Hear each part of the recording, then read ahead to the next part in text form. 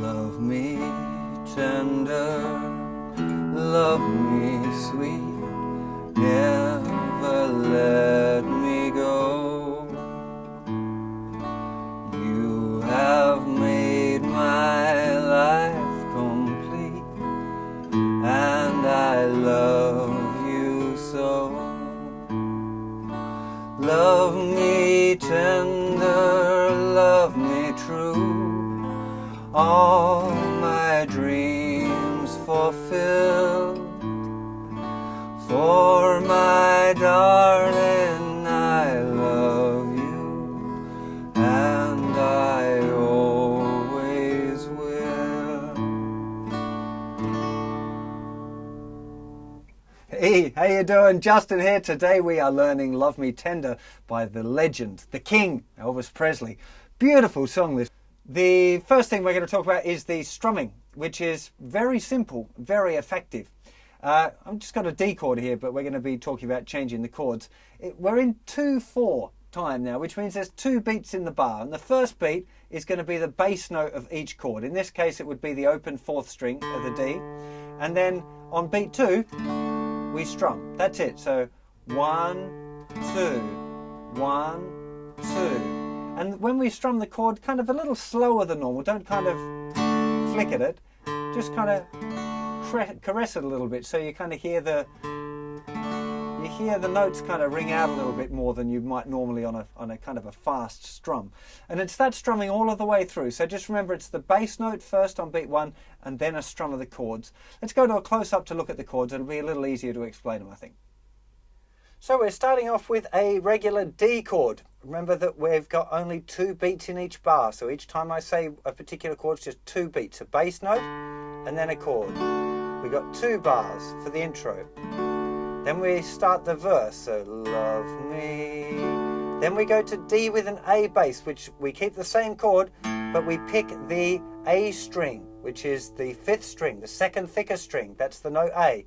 So we play that once, and then the chord. So D with an A bass note. Then we change to an E7. Okay, so an E7 like a regular E, and we lift off the 3rd finger, or you can choose to play like a regular E and add your little finger. That also sounds really nice for this song, so it's up to you whether you want to play that E7 or that one. Doesn't really matter. Okay, so D with an A bass, E7, E7 with a B bass. This is the note B. This is the 5th string of the E7 chord. So we play the 5th string, then we strum. So even though we've only got really a D chord and an E7 chord, we're playing D with an A bass, E7, E7 with a B bass, then to A7, just like a regular A but with the 1st finger lifted off, 0, 2, 0, 2, 0. A bass note, strum, then A7 with an E bass, so we pluck the thicker string and strum the chord. Just note here, when I go to the A7 with the E bass, normally I move that 2nd finger up just a little bit, just to mute the 5th string, so we get a nice clear differentiation between the A bass note and the E bass note. So A7, A7 with an E, back to D, D with an A bass. Okay, it does that twice for the verse, so let's just run that. So D chord, D with an A bass, to E7 with a B bass, A7 with an E bass, to D with an A bass.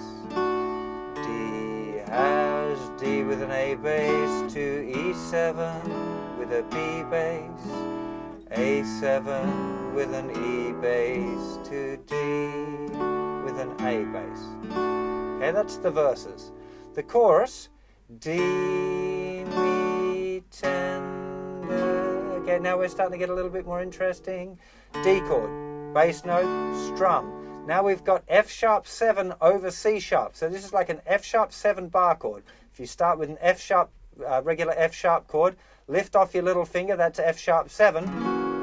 But we just want it with a C sharp bass. So it actually helps to move your 1st finger down a little bit, just to remind yourself not to play that thicker string. So be nothing, 4, 2, 3, 2, 2. It's an F sharp 7 chord with a C sharp bass. Sounds complicated, harder than it is. If you've done some bar chords, you shouldn't struggle with this one too much. So D, F sharp 7 over C sharp to B minor.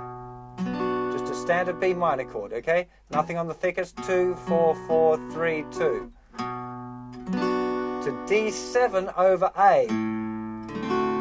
So this is like a regular D7 chord, but with the open A, the 5th string open. So it'll be nothing, open, open, second, first, second. That's the fret numbers. Okay, so D, Mi, F sharp 7 over C sharp, B minor, D7 over A, then to G. Now you could use open G if you want, but I think I'd recommend going for G bar chord, and then we go to G minor 6.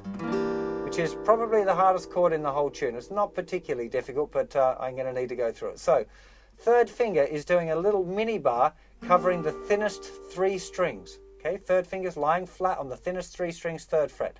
First finger goes down in the 2nd fret of the 4th string, and make sure you do it in this order, and then the 2nd finger reaches over and plays the 3rd fret of the thickest string.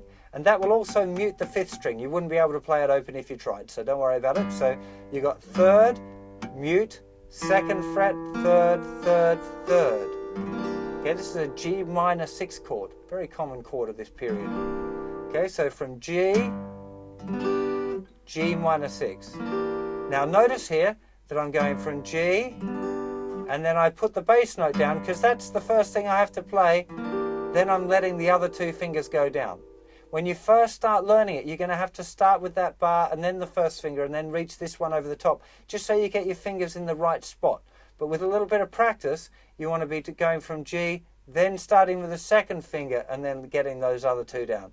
A really good thing to practice is just going from the G to the G minor 6, because that's easily the hardest chord that you're going to have in this tune. Some of you might struggle with the F sharp 7 over C sharp as well, but this is probably going to be the killer. Okay, so after that one we go for D, D with an A bass.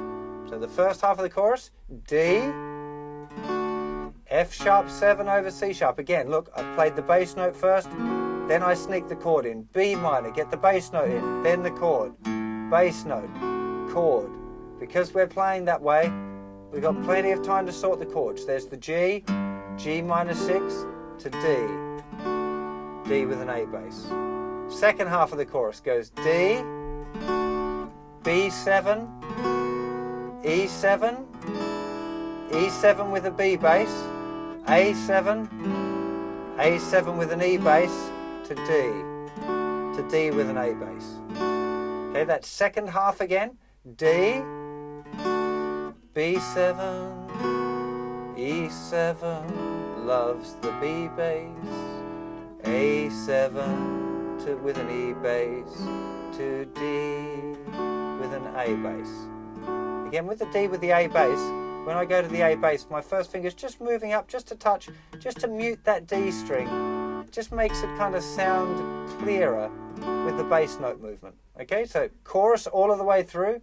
D, Mi, F sharp 7 over C sharp, B minor to D7 over A, G to G minor 6 to D,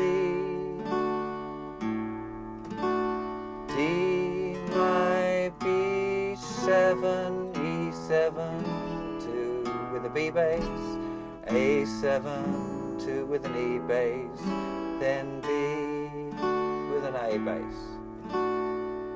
That's the whole tune. One more time, let's go right through the verse and the chorus. So, D, Mi with an A bass, E7, Mi with a B bass, A7 with an E bass to D with an A bass, D with an A bass, E7 with a B bass, A7 with an E bass to D with an A bass, D, Mi, F sharp 7 with a C sharp bass, B minor with a D7 over A, G to G minor 6 to D with an A bass.